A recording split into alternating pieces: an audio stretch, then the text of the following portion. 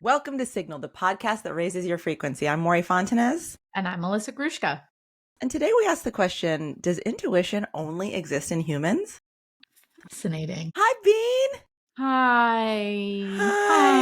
That's the enthusiasm I love. Oh my God, you were Are so upset that I wasn't giving it to you when we were doing our tech setup.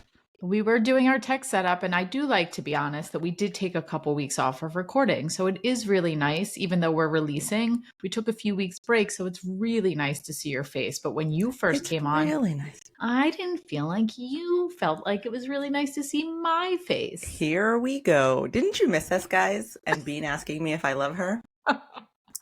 Bean, what's happening? How has life been? I'm sure you have a million cringes and delights since it's been a couple weeks since we've recorded. I actually don't. I only have like a few. Cringiest. I have the cringiest cringe. Oh, yes. Why don't you take it off? Take it off. Oh my God. Take it off. I'm like embarrassed of myself. Those are the best. You know this story. Mine are all really nice. I'm not going to lie. The only stuff I wrote down was nice. Please don't give us like, it's summer and we're hanging out with friends and the weather's nice. But you know what? Why can't entertain us a little? Okay, fine. I will. But my delight is that our political system became a telenovela over the summertime. And it's been such a fun soap opera that we've been watching. I don't like it. You don't like it. That's your cringe? I can't stop watching. No, I can't. I watch so much news now. It's actually, I think, an addiction.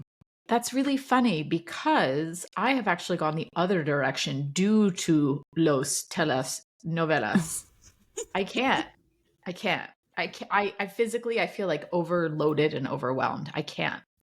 We probably can't even mention what the latest is because it'll be outdated by the time this episode comes out. But I'm sure more has gone on since we're recording, and it's all going to be okay. Everyone buckle up. No. Does your intuition feel like it's going to be okay? Because my intuition does not feel that way. My knowing tells me that things are going to change really, really radically. And that something shifted. Like when Trump almost got assassinated and then Biden dropped out and Kamala became the nominee, I literally felt this like, the best way to describe it was like vertigo in my system. And so sad. The message I got really clearly is like the timeline has shifted. Something's shifted. Like we've shifted over. And what I felt from that is there is no like predestined outcome. It's what we create. Like it is wide open. I don't like what we're creating. No, thank you. But are you excited about the nominee? No, I'm not excited about anything that's happening right now. I'm not going to lie. You're not excited about Kamala. I don't know if she has what it takes to beat Trump. I think she has what it takes. I don't know if this country is able to be not misogynistic or racist. Correct. Unfortunately. Correct. I think she has what it takes for sure. I'm not sure this country has what it takes. Correct. So I don't think as a candidate, it's the best option because of those reasons. I will tell you that the level of excitement and enthusiasm and money and volunteers and like my children, Gen Z, all of a sudden are so excited about the election. Oh, really? Because they've done such a good job. Oh yeah, Charlie XCX endorsed her and Megan Thee Stallion and Quavo. Like they're doing a really good job getting young people excited. Right. So I think that like that for me, all of a sudden when they were super excited at dinner one night, like Kamala's going to win, I was like, oh, wow. Like you're interested. Yeah, I just thought it was a good sign that young people are interested right now. I did just read an article about how this is different from 2016 in that like some insanely high number of boomers have passed away since the 2016 election. Wow. So it wipes out all of those votes that could have been in a direction that may not align with you and me. And a bunch of the Gen Zers have come of voting age now. Yes, exactly. So there's all like different people coming to the polls now. And they weren't going to vote when it was Biden versus Trump. So now there's a whole new energy infused.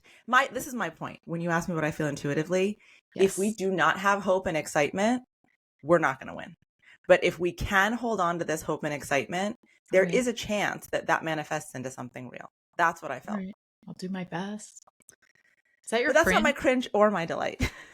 Oh. No. Is your My oh, cringe is that, I went on this epic family vacation that we do every epic. year to the Outer Banks. Well, every other year. We had such a good time because it's been, one, a couple years since we've done it, two, the first time we've done it since I moved across the country from my family. We are tight. Like, we do all the Tigers. things together. So we rented this house on the Outer Banks, which is the shores of North Carolina, and there was 20 of us, and we had the best time. We played games together. We sang karaoke together. Like, it was so awesome. I really Wow. loved it. I However, love that. Oh no. however, um, on the first day that it was beach day, my uncle goes out early. He goes out like 8 a.m. every morning to like set up the stuff. I love that. And he's sitting there and he texts the family chat and is like, hey, everyone's out of the water, shark warning. Oh, Now, right. you dear dedicated listeners know that there is nothing worse that you could say to me than shark warning. Truly. I thought you were going to get those bracelets that emit high pitched sound or something. Even if I had the bracelets, which I did not get. Right. Good work. Could you imagine seeing a shark in the water if you're me? Even if you're not me. Yeah, like Okay. I have no fear of sharks, but like I wouldn't want to see one right close to me in the water. Correct. So I'm going to tell this story very quickly because this could take up the whole episode. I hope you're okay. Anyway, all right. So we get everything together. We're all going down to the beach. And in my head, when he texts that, I get dizzy. Oh, sorry. I hit the mic. I get really dizzy. And I'm like, that's weird. I'm having like a very like physiological reaction more than I would think. But you know what? He's messing with me. They know that I'm scared. I'm just going to go. I also had 4 children with me. I mean, teenagers. But like that, I think, is what was really making me anxious is I can decide I'm not going in the water. I can't make these 4 kids never go in the water this whole week. Right. So we go down there. As we're like approaching the shore, sure enough, I sent you a picture. There is a fin that is very, very pointed.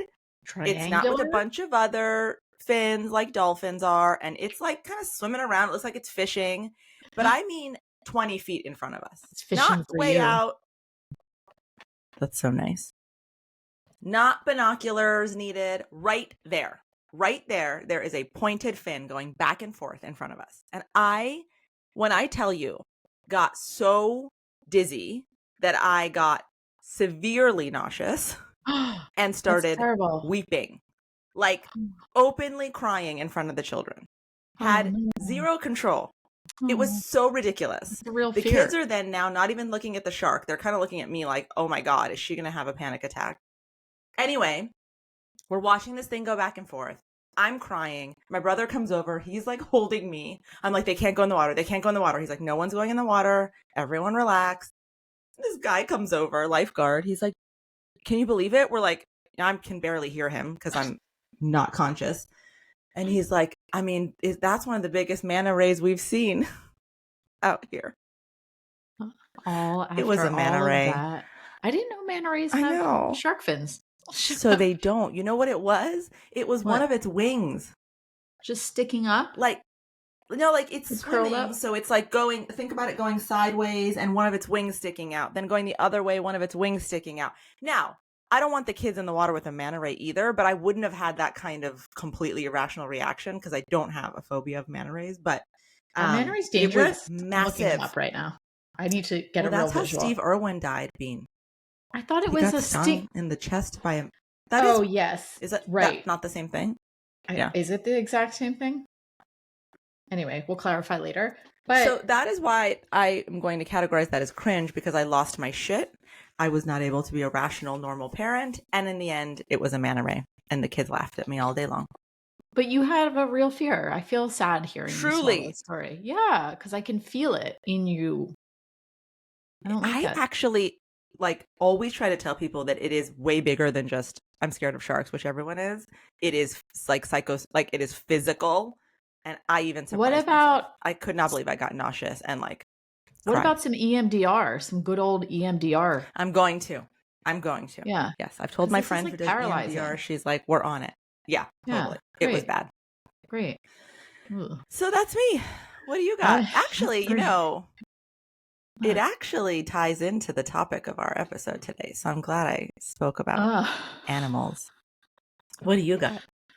What's your Mine's very cringer small. delight? Mine's very small, but very adorable. I Oh, was taking good. a shower. Yes, thank you. I was taking a shower either yesterday or 2 days ago. So, as a lot of mothers probably know, you don't get a lot of alone quiet time. Like, I typically shower, and True. in my home, I'd say between 1 and 4 people. And also, I leave open the dog come in to greet me in the shower or ask me for something or tell me something or ask where something is located. I very rarely just like take a relaxing shower, but for some reason, almost every night I attempt to do it. And I'm always a little disappointed that nobody allows me the 10-minute space. I light a candle, I'm playing some music, Yeah. so I'm all relaxing. I think this was last night or 2 nights ago. And then the kids all came in because they were getting ready for bed. And then Rem said to me, I wrote it down because I just thought it was so cute to me. Remy is my littlest guy. He's 6. And he said to me, unprompted, I wasn't even like complaining. He goes, "Do you need some alone time?" And then I Stop. said, And then I said, "No, you guys have to get ready for bed anyway." He goes, "Well, we could take our stuff out of the bathroom." And, Oh and I my said no, but God. I I immediately love thought, one, it. right, what awareness and kindness does that little boy have? You And should have. two, I also wanted to applaud myself for a minute and say that I've obviously referred to needing alone time out loud in a healthy way that doesn't make my children feel bad about themselves or anything, enough Totally. so that he recognized the value in it for me and what I always get out of having the 10-minute Yes. shower to myself. Yes. I thought I was really Bean, aware. I I love know. him. I'm I so proud know. of him. And you know I know. what? I would have loved, or maybe next time, for you to say yes. So mommy can also be someone who needs alone time. And also, can you lock the door once in a while and just take your 10 minutes? Please? Maybe. Look at her. She's Maybe. freaking out. 10 I think minutes. They can do it. I They can do it for 10 minutes without asking you a yes. question. I think I just need to more clearly communicate, like, I'm showering for 10 minutes. Please leave me alone for 10 minutes so I can shower in peace. That's it. Mm-hmm. You know what I mean? I don't That's fair. say it enough. I Like, think I they could kind of, handle that. yeah, yeah. I leave clues, like the candle burning, the lights are off. Like, I leave some clues around, but it's not, nobody's picking up what I'm putting down, I guess. Yeah, Anyway, no, I think it's really good just to tell them. That's yeah, so sweet. I love him. He is I such an know. old soul, I that know, but it Remy. was such Well, that's emotional delightful. awareness. Yeah, yeah, thanks. That Yeah, was my totally. delight for the week. Yeah. Totally. Yeah. Well, Wait, should so we get into this explain. episode that I am Yes. deeply excited about? I am so excited about this episode. I texted you yesterday You and was did. like, I cannot wait to do this episode. Okay, so I have wanted for a very long time to do an episode about intuition beyond humans. Like, I have this question in my mind. Does intuition exist in animals? Does it exist in plants? Does it exist in other parts of, you know, the world beyond just humans? And so Bean finally agreed to let me tell her whether the answer is yes or no. And I have so much information for you. I even texted you and said, I'm a little worried we don't have enough to share on this episode for it to carry an entire episode. And you told me otherwise. I said it's going to be a long one, and I am not leaving anything out All because right. it's so fascinating. I think. Let's Agreed. see what you think. Yeah. I mean, I'm Okay. sure. Yes. So why do this episode? Obviously. Obviously, we talk about intuition nonstop. And I think that it's important to understand intuition, to explore other areas where it comes up so that we can continue to get fluent in the language of intuition, Yes. recognize it when it's happening, give it Correct. its like due recognition, and become more familiar with it, because I want everyone to constantly be aware of their own intuitive knowing, but also the intuitive knowing that's surrounding them. And so this question of, well, does intuition exist outside of humans in nature is fascinating. The answer is yes, yes, yes, yes, yes. So much yes. I know. So let's just define intuition before we get into all of these examples. Just in general, I'm going to give you a generic definition, not my own. Intuition is just defined as the ability to understand something immediately without the need for conscious reasoning. It's just the knowing of something in that moment, right then and there, without any tangible connection to experience or reasoning. And we obviously are using it 24/7. It is the voice that's whispering to us that always knows best about what is right and wrong and what we need and what we don't need. We are highly intuitive beings. In fact, intuition is a part of most of your decision making. However, and if you listen to this podcast, you know, if you're in fear or anxiety, it's hard to hear it. So then the question becomes, well, what about species that don't have the kind of anxious thinking and other human emotions that we have? What's their relationship like to this just knowing, this But they knowing have that fear. exists? Yeah, that's why I was Absolutely. curious. They have fear for sure. Now, is theirs clouded when they're scared? That's a great question. Oh, I know that that fear, for example, in animals is instantaneous. They don't walk aw. around carrying fear constantly. Like, think about a dog. A dog gets scared. It shakes its body. It's literally shaking that energy of fear off, and then it's Yeah, moving on. It's yeah. forgotten It's like, that that I don't have has time for happened. this. Yeah. Right, All right, right. so let's start with animals then. We're gonna do Okay. we're gonna go crazy on this app. Okay, let's do it. So, Okay. first of all, intuition is anthropomorphic, which means like we cannot, sometimes we like to imbue animals with human Ooh, personality imbue. traits. Mm-hmm. Thank you. And Mm-hmm. emotions. Intuition is one of those things, right? So, we are using a word that is applied to humans Right. for animals. Let's just keep that in mind. So, it might not perfectly describe it, but I have examples of animals where it's sort of undoubted that there is a level of knowing in the way that they function that goes beyond conscious reasoning. Now, I already have an I, argument. okay, Sorry. wow. Who's to say it's Well, let me say, intuition? Oh, fine. Maybe let you me say say what it I'm and going then to I'll say. argue you. Go. Yeah. No. I was going to say some of the examples you're going to hear, because I did a lot of research and read a lot of scientists like talking about this. Some of the things that scientists talk about is intelligence, I think. But Right. it is a combination of using intelligence and a sense of knowing something beyond just that conscious reasoning that makes some of these examples intuitive. So, are you Okay, ready? hit me with it. Hell yeah. Okay, first set of animals is primates. So, apes, chimpanzees, orangutans.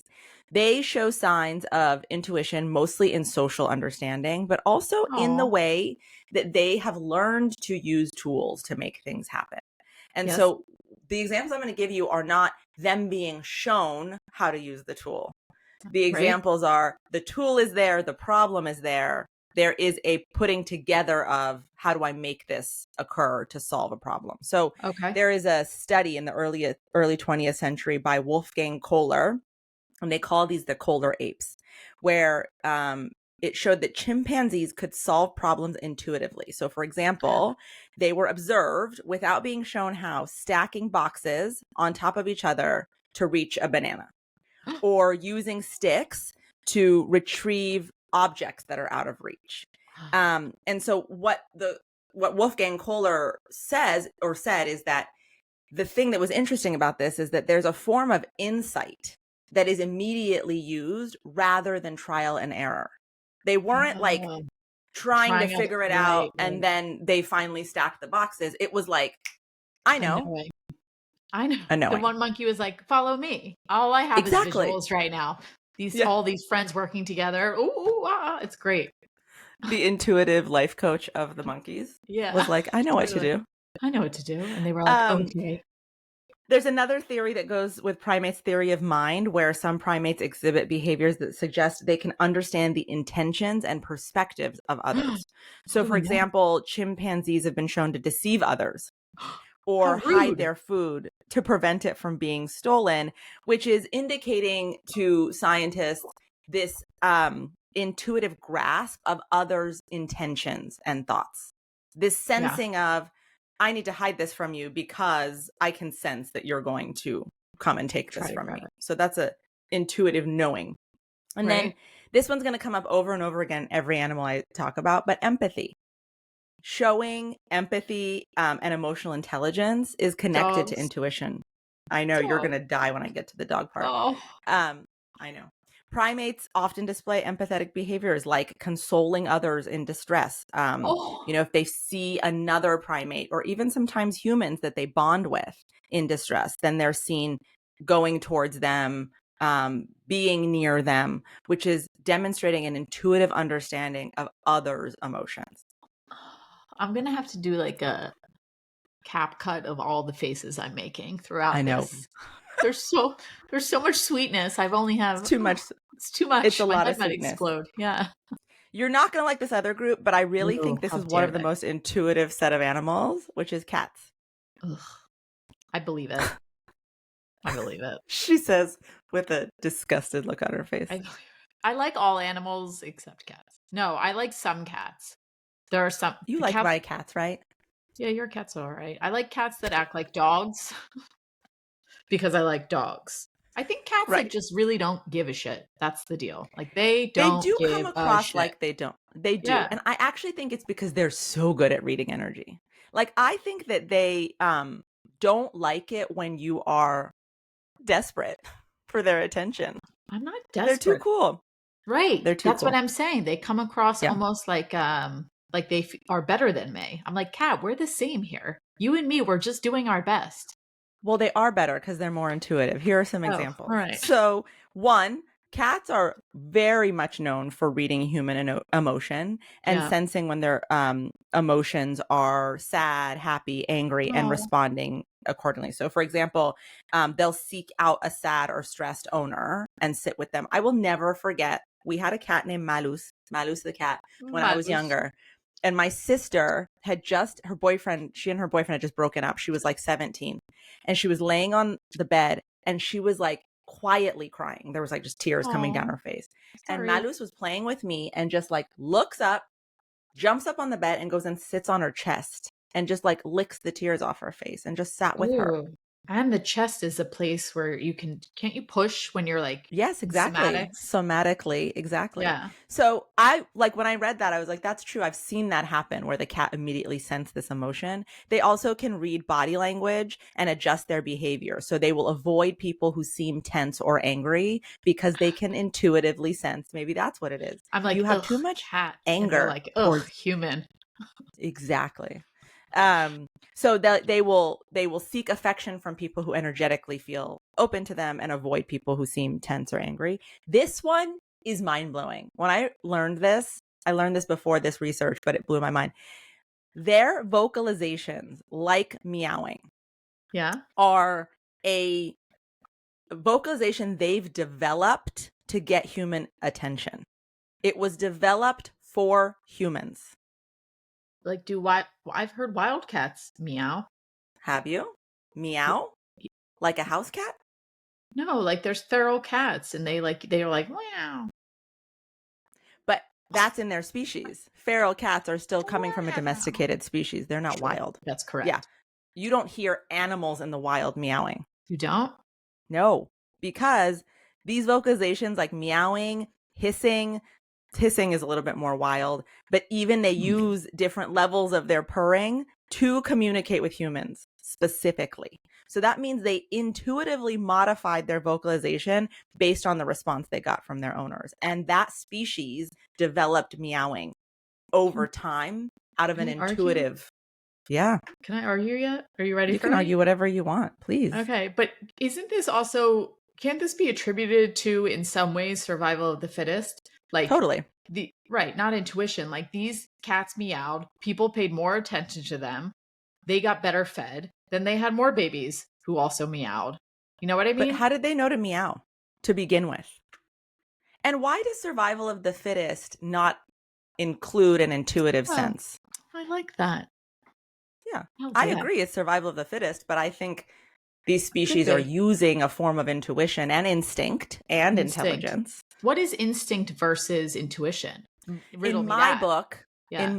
instinct is a reaction based on past stimuli, based on Uh, past experience.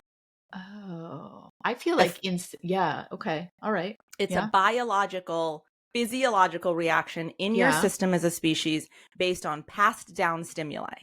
So the rat experiment where they get prodded and every time Right. then 3 generations down, the rats even see the prod, they react. That's an instinct to that visual because generationally that gene has passed down that that thing is dangerous. That's instinctual.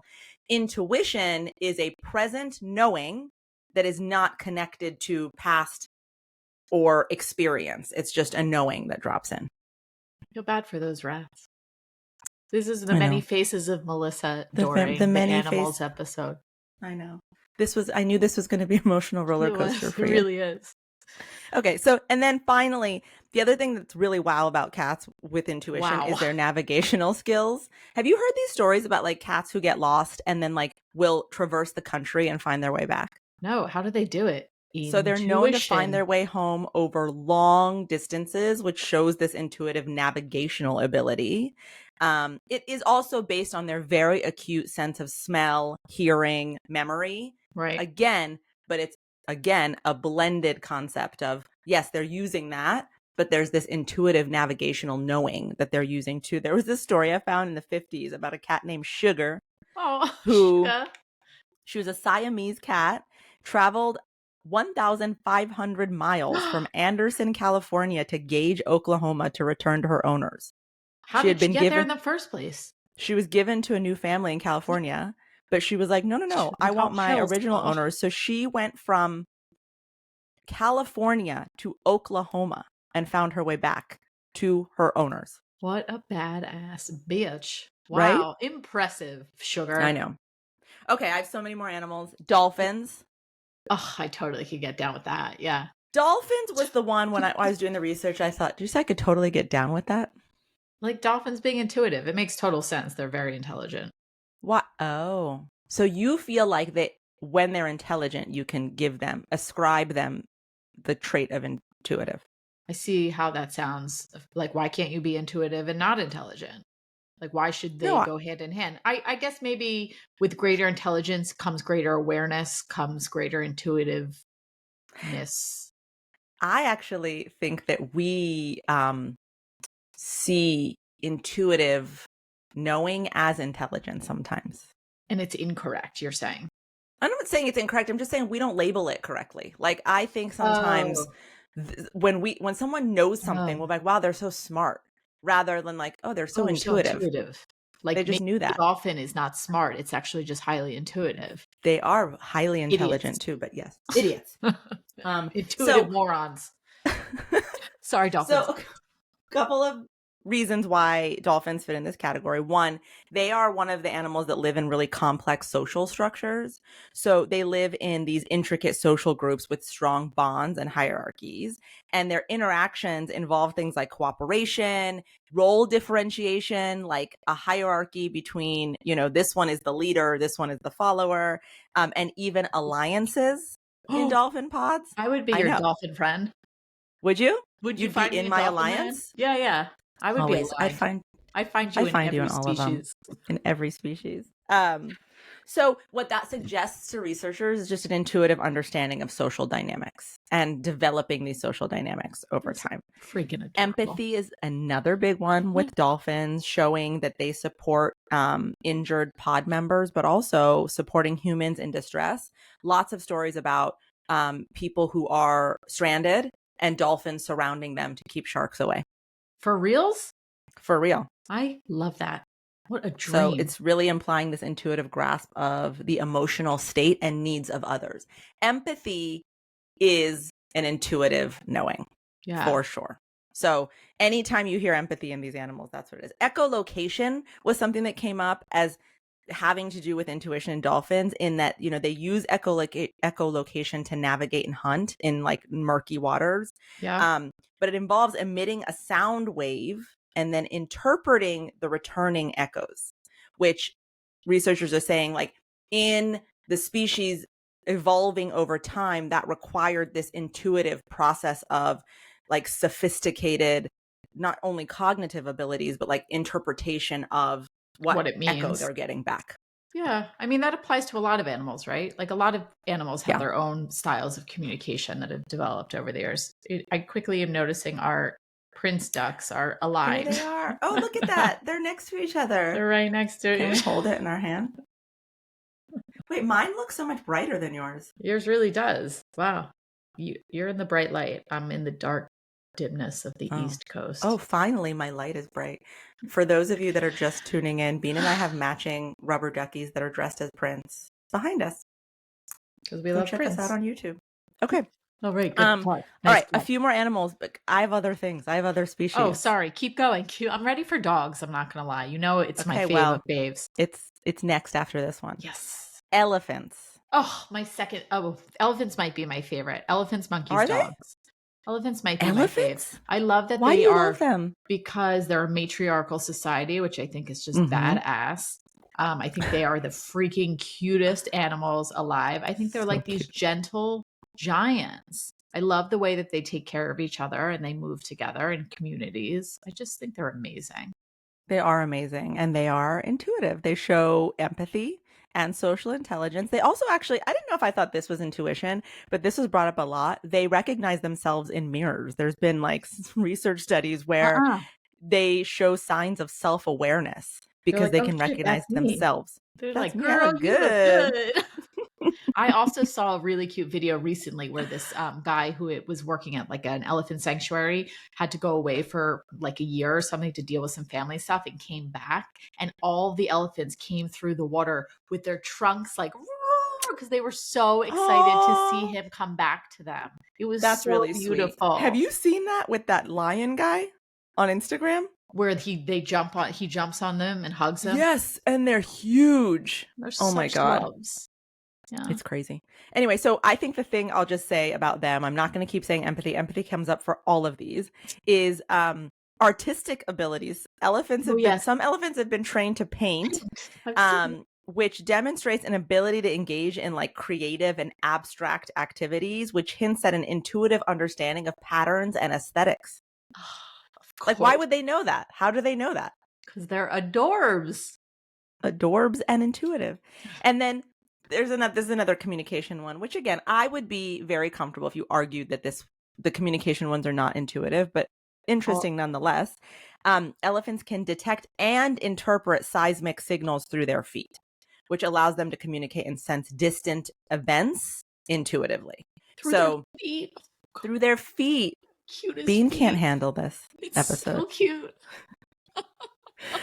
All right, dogs. Are you ready? Oh my, am I ever? Let's just let it known. I have a dog. You have a dog. I am all dogs all day. I can't, All dogs all I day. never see a dog on the street that I don't talk to. My kids are the same way. Like I'm a dog fanatic. My sister at the beach, we'd just like lose her because we'd be taking a walk and a dog would walk by and Yeah. she'd be like, I'm sorry, I have to go pet this dog. Yep. Me too. Yeah, Me and that's all you. three of my kids. Yeah.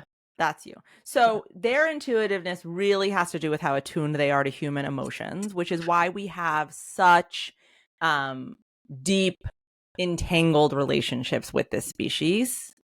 Because when they say man's best friend, really this is the species that is the most connected to our emotion and responding to our emotion in a way that brings comfort or ease. One way they do that is through eye contact. So eye contact plays a really big role in the relationship between humans and dogs. And they're known to make eye contact with owners to seek guidance or express affection, Uh-huh. which really is demonstrating an intuitive understanding of human social cues. Like Totally. just by reading your eye contact, intuitively they understand, oh, this means, okay, she's ready to play with me versus Yeah. she's sad. I'm going to Who's go in sit charge? with Yeah. her. Yeah. And then just again, empathy, empathy, empathy. So really reading the emotions of their owners and often cuddling or staying close to owners when there is 100%. anxiety or sadness, which is intuitive empathy right there. There's no When argument. when any of my kids are sick, I mean, my dog is so attentive emotionally, but when any of my kids are sick, she will always, and she tends to follow me around the most. She will go and sit with whichever child is sick and just Yeah. stay with them for the day. Yeah. So good. Yeah. That's and like what is that besides intuition? Yeah. I mean, I believe, again, this is part of my argument. I believe in energy, and I Yeah. believe that animals can sense much greater energy than we are able to sense. Yeah, So which I is think, intuition.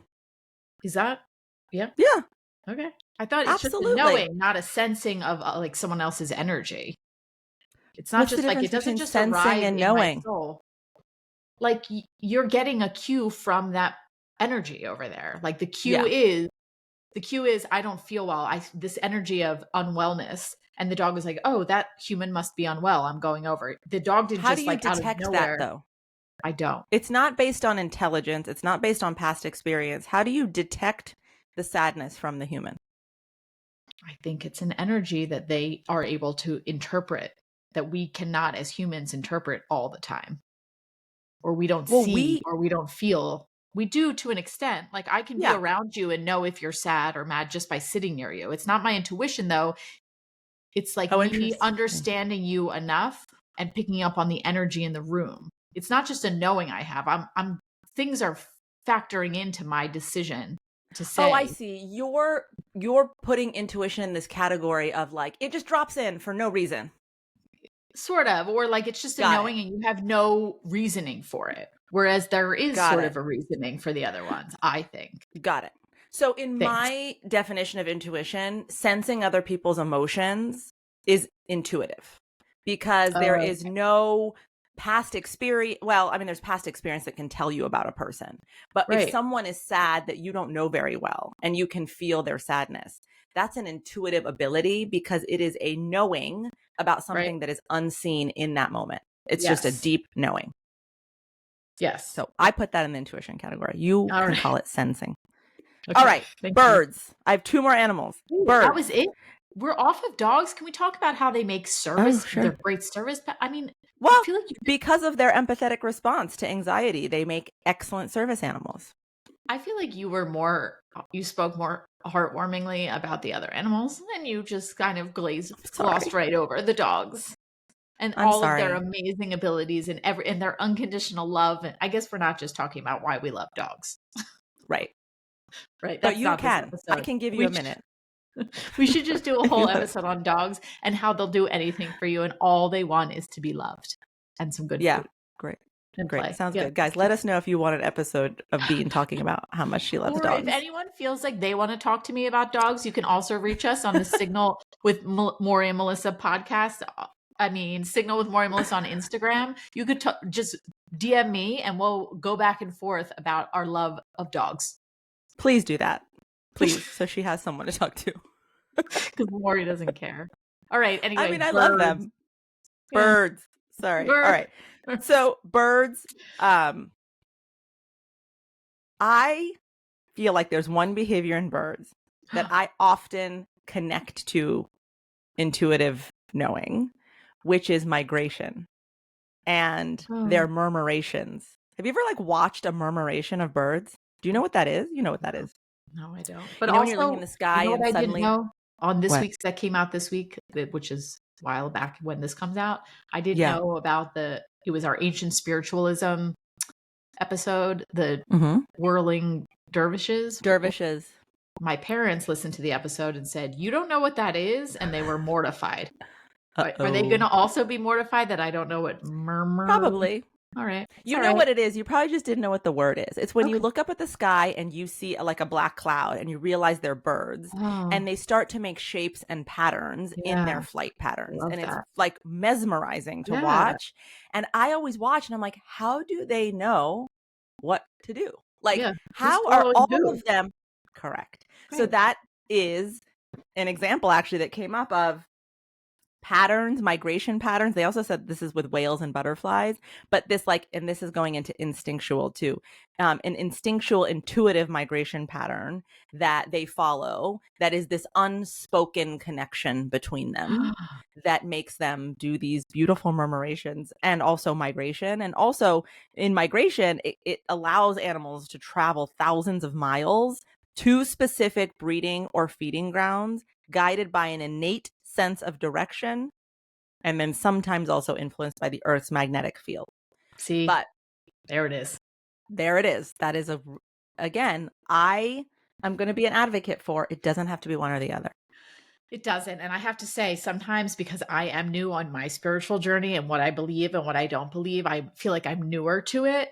And that when I'm away from you longer, I think I harden up a little bit back into my older, like less open-minded self, because that's what I was for so long. And you and I took a bit of a break from recording and being like this and having these kinds of conversations. And I feel like I closed off a little bit. It doesn't have to be closed off. And also we can people don't have to agree with each other all the time. I don't know what I think. Let's just Yeah. leave. How about we leave it at that? You know what I have always wondered? How do the geese, when they're flying in a V, how do they No. decide who goes up front? Exactly. I would follow you. Leadership. I put you up Intuitive front. leadership. Is that Thanks. what it is? That's what I'm wondering. That would be, again, like, this is about, like, how are these animals sensing and knowing these things? Biology. Okay. I would probably be that one in the back being like, I'll just go where they're going. Just gonna follow You'd be you. up front. You'd be like, let's go. Bead, focus. I'd be like, dogs. Okay, last animal, octopus. Ugh, the genius of the genius. The most intuitive, I guess. No, this one I also really put Right. with intelligence. Yeah. Obviously octopuses have been, I mean, maybe this isn't obvious, observed unscrewing lids from jars to access food. I don't know if anyone's ever seen that, but it's wild. It really demonstrates this intuitive understanding of the mechanism of a jar that they wouldn't have interacted with before.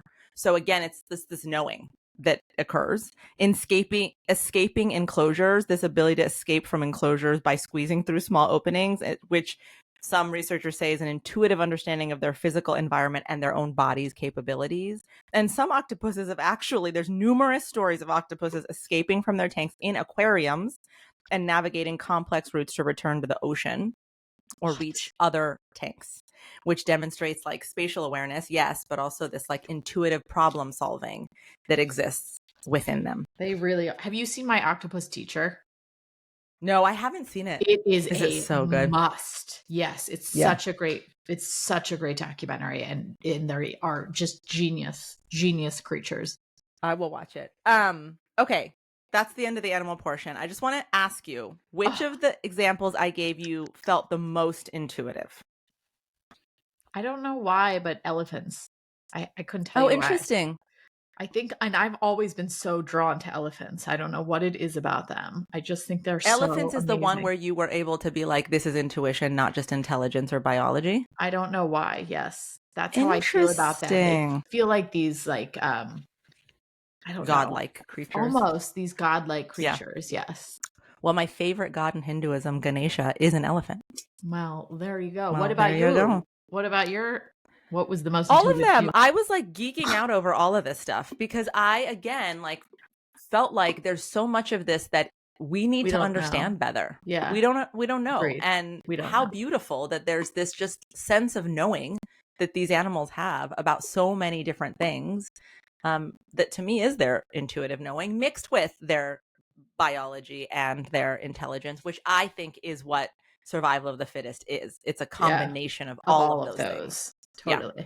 Wait, so you don't have one animal where you were like, whoa, especially doing your research? You didn't have one where you were like... Cats. Truly, I think that they're really, really magical creatures that are How come we don't have a bunch of service cats? How come we only have service dogs? We know why we don't have service elephants. Dogs are a little bit more in need of validation. So they exist to make their owners happy, whereas cats just don't need that as much. Sorry. Yeah, but they could serve a great purpose. Maybe they should get their acts together. Okay, fine. You can be mad at them and they will sense it and they will attack you because they can sense aggression. I don't want to talk badly about any animals. Let's move along to plants, shall we? Don't. I love cats. To plants. Oh my God, I'm going to blow your mind with plants. I'm assuming that's where we're going. I only have one thing to share about what I think about plants, but yes. Please go ahead. You start. Me first. It was just a tidbit that I've read about and I have started doing with my own plants is that they have found that they survive and thrive best when you talk kindly to them. That they've done studies where they talk kindly to one set of plants in the same conditions as and they tell another one like you're not growing good and like all these things and they don't grow as well and the nice ones grow better. Explain that. I can't. You can't explain that. It's adorable. Why explaining it's adorable. I talk to my plants now. I'm like, you are growing Me too. so well. But I will say one of my plants I talk to a lot seems like he might be dying. He was like, stop talking to me. And I'm like, maybe he's great, buddy. He's an introvert. He's like, this is too much attention. And I'm like petting him. I'm like, you are great. You're in the great spot with the sun right now. I really appreciate how you've hung in there. And he's like, don't. See, That's the cat of your plant family. That's like, you need too much of my validation, lady. I'm going to die. Like, no. I'm like, God damn it. Anyway, yeah. I once can't went into explain it. this brow waxing studio here in Santa Barbara, and the plants, it was like walking into a lush garden. They were like growing like vines. She had them set up so beautifully. And I asked her, I'm like, wow, your plants are amazing. She goes, I sing to them every day. Totally believe it. Singing. Right? I have a bad voice, but maybe they'll enjoy it. Maybe they will, or maybe they will die so that they don't have to deal with it. They don't have to endure it. This idea came from, I was listening to an interview on NPR. Now I'm not going to know her name, with this biologist that was being interviewed about whether plants are intuitive. Do you remember? It was like 6 or 7 months ago. I was like, oh my God, Bean, we got to get this woman on the podcast. And then we both ADHD'd and forgot. Let's find her and get her on. I would love to explore this further. Okay, so here are some things that come from her research. We will link to her book in the show notes, and other research about plants. So plants obviously don't have a nervous system or brain, so they don't experience intuition the way like animals or humans do, but they exhibit these complex behaviors and responses to their environment that is analogous to an intuitive process. Right. So again, intuition is a human, and like we can't anthropomorphize plants, but this is parallel to it. Yeah. The first one is phototropism, which is this ability that plants have to sense light and grow towards it, which optimizes their ability to photosynthesize. The behavior is regulated by these hormones called auxins, but these auxins redistribute themselves within the plant to grow towards the light source. Oh, wow. That's fascinating. Isn't that biology? Yes. But that's fascinating. Fascinating. Yeah. Also, why is biology and intuition have to be two separate things? Oh, shit, girl. I feel like my faces are out of control. You have to tune in to the YouTube episode for this one. I am very animated. You look like Count Dracula. Okay, the other one, gravitropism, which again is plants' ability to detect, but this time they're detecting gravity and orienting their growth accordingly. So the roots know to grow downward and the stems know to grow upward, which allows them to stabilize and then optimize their structure for light capture and absorption. So this intuitive understanding of gravity and which part of them should grow in which direction. Chemical signaling is something that comes up a lot, which is plants' ability to detect and respond to chemical signals from other plants, pests, and other beneficial organisms. So, for example, if they're under attack by herbivores, some plants release this volatile organic compound that attracts predators of the herbivores to come to nearby plants to bolster their defense. Wow. How do they know? Biology. Exactly. I don't know. Wow, that's really wild. Yeah. But I don't want them to kill the herbivores either. But it's survival of the fittest. Totally. I get it. Circle of life. This one I'm not going to say right. Thigmotropism, which is the ability of plants to respond to touch or physical contact. Oh. So, for example, vines can sense and wrap themselves around a structure and grow upward. Super fun. Fascinating. Good job, vines. Good job, vines. Allelopathy, which is plants that release chemicals into the soil that inhibit the growth of nearby competing plants. Right? That's wild. Wild. So wild. And then this symbiotic relationships, because we're about to get into your favorite species here in a minute and mine. But this symbiotic relationship that plants can engage with things like fungi and bacteria to allow for optimal nutritional intake. Symbiosis. Yeah. But again, I think like is our favorite species, are we talking about mushrooms? We're about to talk about fantastic fungi. That's how we're going to end. Geniuses. The Intuits. fact that plants are sensing things. What'd you say? I was commenting on how they're brilliant mushrooms, and then I was saying how you were saying earlier, how is it intelligence or is it intuition? And then I was just having a conversation by myself. Continue. I can give you a minute as well for that. No. Unless anyone wants to talk about dogs. or fungi. DM or her. fungi. Also, I feel strongly about mushrooms as well. Yes. Yes, so do I. Anyway, so again, I think that like when you look at plants as a species, there is a sensing and a knowing that exists in this species Yeah. Yeah. that Yeah. is awe-inspiring. It truly is. I Truly. agree. Yeah. I agree. I'm And behind it. intuitive. I support that.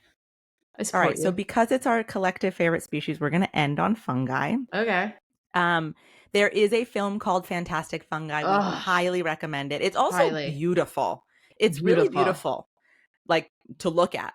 But it mind-blowing what fungi are and what they do and how they are here to assist You all have to, forms of life. and I'm going to double down on you. And I firmly believe that TJ would absolutely love My Octopus Teacher. It is Yes, such we'll watch a it. great documentary on octopi. Octopus Is we'll add that to the list. So fungi exhibit behaviors and responses that suggest a form of deep intelligence, but also this adaptive capability that can be likened, analogous to intuition. The first is their mycelial networks. So fungi grow as mycelial networks. These are vast interconnected webs of hyphae. These are thread-like structures under the ground. And these networks really efficiently allocate resources and nutrients. They optimize the growth of the fungi in patterns that respond well to the environmental conditions they're in. So, for example, the mycelium of a fungi will expand toward, tell me if this is not intuitive. The mycelium, so these are the thread-like structures of the fungi under the ground that absorb and move nutrients. The mycelium of a fungi will expand towards areas with abundant nutrients and retract from less favorable, weaker areas, which displays an intuitive understanding of resource distribution. I think sometimes they're aliens and they are I here know. watching us. They're way smarter than we are. They're way more intuitive than we are. And they're like, these sillies. Well, I have had psilocybin experiences. What? I know you can't relate at all. I'm glad. And I'm glad you're sharing because I think we should do a whole episode on one I've of your talked about it before. Sure. Oh, I didn't think Happy you were to. saying it out loud. Great. Okay. I've done them as a journey to help me heal anxiety, but also to expand my work and my consciousness. And wow. But absolutely, there is something to psilocybin that is cosmic, is 100%. Divine, is 100%. An opening to another realm. It is. That I have received information that I think is irrefutable, that I've then went and like done research and be like, oh my God, this is the same thing that's in this story from 1,000 years ago in this ancient mythology that I didn't know about. It's but wild. All of a sudden I saw it in this experience. It's wild. So wild. For that reason alone, I think they're intuitive. Sorry. Okay, there's a couple of other. We were like drugs. Examples of fungi being intuitive. So pathfinding is another example. There's studies that have shown that mycelial networks can solve complex problems, such as finding the shortest path through a maze to a food source. What? Right? So there's this fungus, I'm not going to say it right, Physarum polycephalum. It's a slime mold, which is not a total true fungus, but it's often studied for similar behavior. And it adapts its growth to navigate mazes efficiently, demonstrating a form of problem solving and spatial awareness. They put this slime mold in a maze and it figures out how to get to the end. Jaw-dropping moment is what Bean is having. That's why it's silent. Thinking we pull clips for our Instagram. Go check it out. Signal with Mory and Melissa on Instagram. And like everything, I feel like I just want to put the whole episode up because every single thing has been like, what? Or like, huh? Yep. Okay. More symbiotic relationships in fungi that demonstrate intuitive. So there's a concept called mycorrhizal association, which is that lots of fungi form symbiotic relationship with plants. I just talked about this in the plant section, that form these mutualistic relationships where fungi intuitively provide plants with the essential nutrients they need, like phosphorus and nitrogen, because they then will receive carbohydrates produced by the plants through photosynthesis for their own survival. So they can sense the needs of their plant partners and adjust their nutrient exchange accordingly, which suggests an intuitive understanding of the mutual benefit. I mean, call it what you will. I don't even care what you call it. Nature is mind-blowing, regardless. Mind-blowing. Intuition, biology, whatever. These facts that you're laying out are wow. And this mycelial network I talked about actually is the communication network of trees and plants underground. They call this the wood wide web, which they think is so funny, these little nerdy fungi researchers. Funny. That is funny. They don't think but it's this network underground that facilitates communication between plants. So fungi can relay signals about nutrient availability, the environmental stress in a certain area, pest attacks. They send the signals to the trees, send the signals to each other through this mycelial network underground, which enables the plants to then respond appropriately. God bless which nature. suggests for the fungi an intuitive understanding in their role in maintaining the health and balance of the ecosystem. Yes. Wow. I could go on and on. I mean, there's another one called fruit body formation, which is that fungi intuitively form fruiting bodies, which is the mushroom cap that you see in response to environmental conditions that favor spore release and germination. So it's a way of like getting procreating. Correct. So this timing and formation indicates an ability to sense and react to optimal reproductive conditions and fruit at that time. The mushroom's like, I'm ovulating. Let's do it. I think that the fungi are the species I really got the least resistance from you for because intuition. I mean, I could get anything you tell me about them. I'm like, I believe it. I believe it fully. Wow. Bravo. Well done. Lots of really good research in there. Thank really you. Fascinating. So I'm going to ask you a question. Uh-oh. Instead of Melissa's famous takeaway, actually for Melissa's famous takeaway, I want you to answer this question. Does intuition exist beyond the human species? Yes. I think to what extent perhaps is where it gets a little murky for me, but yes, I do believe there is some level. I believe in intuition. I believe in sensing and knowing. So yes, I think there is definitely something to it. However, whatever method they use to get there. Yeah. I think that for me, the reason this was so exciting as someone who like writes about and teaches and studies intuition is like, wow, we are all connected through this sense of deep knowing and just sensing beyond what we can logically explain, beyond beyond what is just experience or intelligence.